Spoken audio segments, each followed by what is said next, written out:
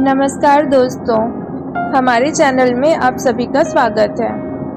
नाग पंचमी की सबसे प्राचीन कथा, जब नागदेव बने भाई। प्राचीन काल में एक सेठ जी के 7 पुत्र थे।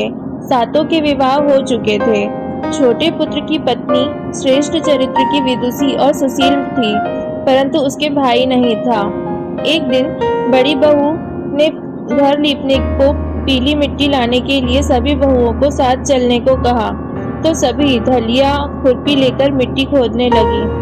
तभी वहां एक सर्प निकला, जिसे बड़ी बहू खुरपी से मारने लगी। यह देखकर छोटी बहू ने उसे रोकते हुए कहा, मत मारो इसे, यह बेचारा निरपराध है। यह सुनकर बड़ी बहू ने उसे नहीं मारा। तब सर्प एक ओर जा बैठा। तब छोटी बहू ने उससे कहा, हम अभी लौट कर आती हैं, तुम यहाँ से जाना मत। यह कहकर वह सबके साथ मिट्टी लेकर चली गई और वहाँ कामकाज में फंसकर सर्प से जो वादा किया था उसे भूल गई। दूसरे दिन वह बात याद आई तो सबको साथ लेकर वहाँ पहुंची और सर्प को उस स्थान पर बैठा देखकर बोली, सर्प भैया नमस्कार।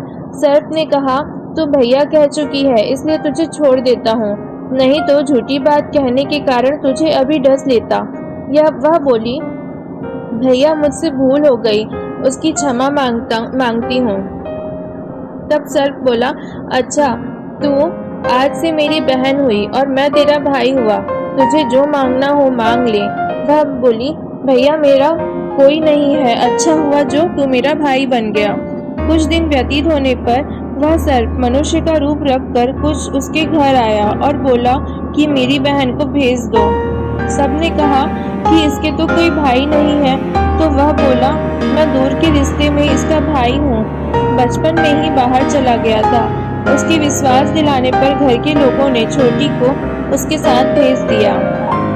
उसने मार्ग में बताया कि मैं वही सर्प हूँ, इसलिए तू डरना नहीं और जहाँ चलने में कठिनाई हो वहाँ मेरी पूंछ पकड़ लेना। उसने कहे अनुसार ही किया और इस प्रकार वह उसके घर पहुँच गई। वहाँ के धन ऐश्वर्य को देखकर वह चकित हो गई। एक दिन सर्प की माता ने उससे कहा, मैं एक काम से बाहर जा रही हूँ, तू अपने भाई को ठंडा दूध पिला देना। उसे यह बात ध्यान न रही और उससे गर्म दूध पिला दिया, जिसमें उसका मुख बेतरह जल गया। यह देखकर सर्प की माता बहुत क्रोधित हुई, परंतु सर्प के समझाने पर शांत हो गई। तब सर्प ने कहा कि बहन को अब उसके घर भेज देना चाहिए। तब सर्प और उसके पिता ने उसे बहुत सा सोना, चांदी, जवाहरात, वस्त्र, भूषण आदि देकर उसके घर पहुंचा दिया। इतना ढेर सारा धन देखकर बड़ी बहू ने ईर्ष्या से कहा, भाई तो बड़ा धनवान है, तुझे तो उससे और भी धन लाना चाहिए।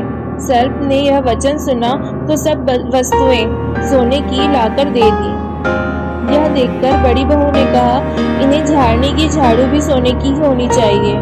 तब सर्प ने झाड़ू भी सोने की लाकर रख दी। सर्प ने छोटी बहू को हीरा मणियों का एक अद्भुत हार दिया। उसकी प्रशंसा उस देश की रानी ने भी सुनी और वह राजा से बोली कि सेठ की छोटी बहू का हार यहाँ आना चाहिए। राजा ने मंत्री को हुक्म दिया कि उससे वह हार लेकर शीघ्र उपस्थित हो। मंत्री ने सेठ जी से जाकर कहा कि महारानी जी छोटी बहू का हार पहनेंगी, वह उससे लेकर मुझे दे दो। सेठ जी ने डर के कारण छोटी बहू से हार मंगाकर दे दिया। छोटी बहू को यह बात बहुत बुरी लगी। उसने अपने सर्प भाई को याद किया और आने की प्रार्थना की। भैया रानी ने हार छीन लिया है, तुम कुछ ऐसा करो कि जब वह हार उसके गले में रहे तब तक के लिए सर्प बन जाए और जब वह मुझे लौटा दे तब हीरों और मणियों का हो जाए। सर्प ने ठीक वैसा ही किया। जैसे ही रानी ने हार पहना वैसे ही वह सर्प बन गया। वह देखकर रानी चीख पड़ी और रोने लगी। यह देखकर राजा ने सेठ के पास खबर भेजी कि छोटी बहू को तुरंत भेजो। सेठ डर गए कि राजा ना जाने क्या करेगा। वे स्वयं छोटी बहू को साथ लेकर उपस्थित हुए। राजा ने छोटी बहू से पूछा, तूने क्या जादू किया है, मैं तुझे दंड दूंगा। छोटी बहू बोली, राजन धृष्टता क्षमा कीजिए, यह हार ऐसा ही है कि मेरे गले में हीरो और मणियों का रहता है और दूसरे के गले में सर्प बन जाता है। यह सुनकर राजा ने वह सर्प बना हार उसे देकर कहा, अभी पहनकर दिखाओ। छोटी बहू ने जैसे ही उसे पहना वैसे ही हीरो मणियों का हो गया।